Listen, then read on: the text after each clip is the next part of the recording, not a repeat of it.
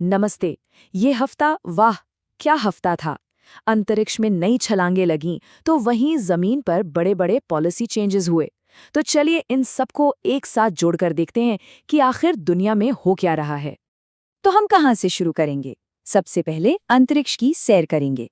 फिर देखेंगे कि भारत में कौन सी नई नीतियां आईं। उसके बाद चलेंगे ग्लोबल स्टेज पर। फिर पर्यावरण से जुड़े बड़े फैसलों पर नजर डालेंगे। और आखिर में स्पोर्ट्स और कल्चर की दुनिया में क्या कुछ हुआ, ये सब देखते हुए समझेंगे कि इस हफ्ते की सबसे बड़ी सीख क्या है। तो चलिए शुरुआत करते हैं सितारों की दुनिया से। इस हफ्ते वहां कुछ ऐसा हुआ है जिसने, सच कहूं तो, हमारी कल्पना को भी एक नई उड़ान दी है। ये है मिची बेंटहास, यूरोपीय स्पेस एजेंसी में एक एरोस्पेस इंजीनियर। और पता है इन्होंने क्या किया? इन्होंने ब्लू ओरिजिन की मिशन में हिस्सा लेकर इतिहास बना दिया। ये सच में एक बहुत बड़ी बात है। ये दिखाता है कि अब अंतरिक्ष किसी की पहुंच से दूर नहीं है, किसी के लिए भी नहीं। अच्छा, उधर ये हो रहा था और इधर भारत भी अंतरिक्ष में पीछे नहीं है। इसरो ने इस हफ्ते एक नहीं बल्कि दो बड़े काम किए। एक तो अपना अब तक का सबसे भारी कमर्शियल सैटेलाइट लॉन्च किया, और दूसरा अपने बहुत ही एम्बिशियस मिशन गगनयान यानी भारत के पहले मानव अंतरिक्ष मिशन की तैयारी में एक और जरूरी पड़ाव पार कर लिया है।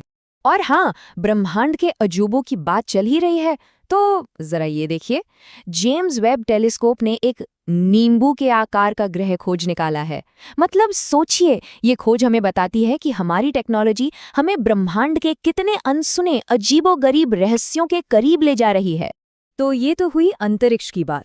चलिए अब वापस जमीन पर आते हैं और देखते हैं भारत में हुए कुछ बहुत ही जरूरी पॉलिसी चेंजेस को, जिनका असर सीधे सीधे ग्रामीण रोजगार और राज्यों के बजट पर पड़ने वाला है। तो इस हफ्ते का एक बहुत बड़ा अपडेट जुड़ा है ग्रामीण रोजगार की सबसे बड़ी योजना मनरेगा से। आप सब जानती होंगे इसके बारे में। तो अब सरकार एक नया बिल लेकर आई है, वी ग्राम जी। इसके तहत जो काम की गारंटी पहले 100 दिनों की थी, उसे बढ़ाकर 125 दिन कर दिया गया है। ये ग्रामीण भारत में रोजगार और आजीविका के लिए एक बहुत बड़ा बदलाव है। गवर्नेंस में एक और नई चीज देखने को मिली। मध्य प्रदेश देश का पहला ऐसा राज्य बन गया है जिसने रोलिंग बजट को अपनाया है। अब आप सोच रहे होंगे ये रोलिंग बजट क्या होता है? तो सीधे शब्दों में समझे तो ये एक ऐसा बजट है जो फिक्स नहीं रहता। जैसे जैसे एक महीना खत्म होता है, अगला महीना बजट में जुड़ जाता है। मतलब बजट हमेशा अप टू डेट रहेगा। एक काफी इंटरेस्टिंग कॉन्सेप्ट है। हाँ, तो केंद्र सरकार ने जो मनरेगा का नाम बदलने का फैसला किया, उसने एक राजनीतिक बहस भी शुरू कर दी है। इसके जवाब में पश्चिम बंगाल ने अपनी जो कर्मश्री योजना थी, उसका नाम बदलकर महात्मा श्री रख दिया है। ये दिखाता है कि भारत में सरकारी योजनाओं के नाम वो सिर्फ नाम नहीं होते, बल्कि पॉलिटिक्स का भी एक अहम हिस्सा बन जाते हैं। ठीक है, तो देश की नीतियों के बाद अब चलते हैं इंटरनेशनल स्टेज पर। देखते हैं कि इस हफ्ते कौन से बड़े सैन्य और व्यापारिक समझौते हुए जिन्होंने ग्लोबल रिश्तों को एक नई शक्ल दी। तो सवाल यही है कि इस हफ्ते वर्ल्ड स्टेज पर कौन थे बड़े प्लेयर्स। चलिए पता लगाते हैं कि किन देशों ने पार्टनरशिप और जॉइंट ऑपरेशंस के जरिए अपनी मौजूदगी दर्ज कराई।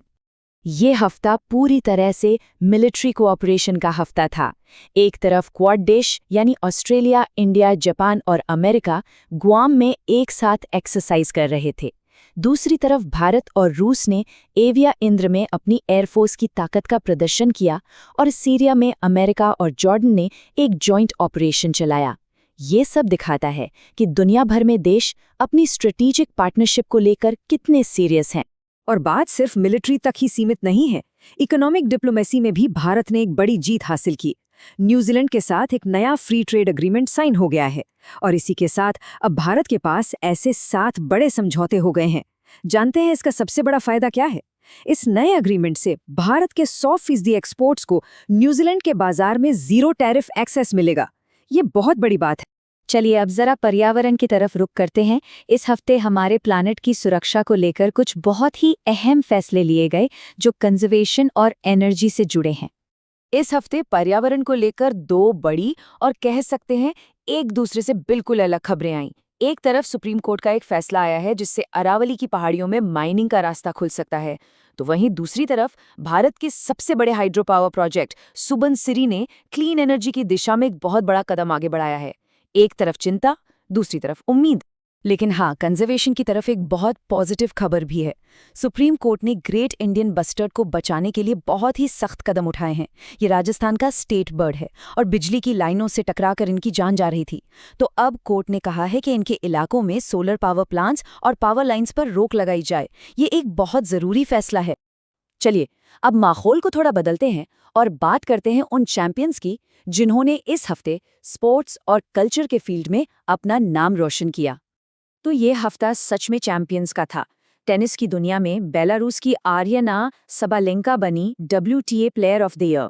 भारत में हॉकी के स्टार हार्दिक सिंह का नाम देश के सबसे बड़े खेल सम्मान खेल रत्न के लिए नॉमिनेट हुआ है। और क्रिकेट में तो कमाल ही हो गया। स्मृति मंधाना T20 इंटरनेशनल में 4000 रन बनाने वाली पहली एशियाई महिला बन गई हैं।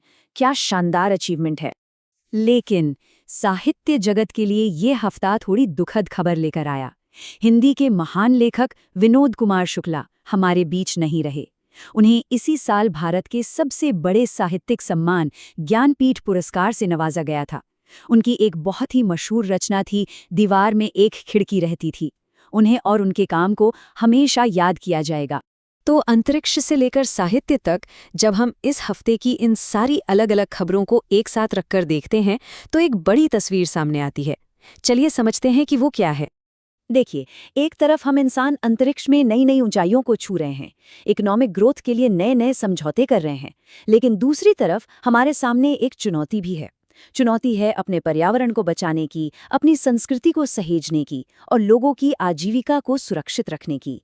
यही एक खिंचाव, यही एक संतुलन इस पूरे हफ्ते की कहानी कहता है, प्रोग्रेस और प्रिजर्वेशन के बीच का संतुलन। और हम आज की बात इसी एक बड़े सवाल पर खत्म करेंगे। ये सारी घटनाएं देखने के बाद सोचिए, हम अपने भविष्य के लिए सबसे ज्यादा इन्वेस्ट कहाँ कर रहे हैं? टेक्नोलॉजी में, लोगों में, या फिर अपने इस प्लैनेट में?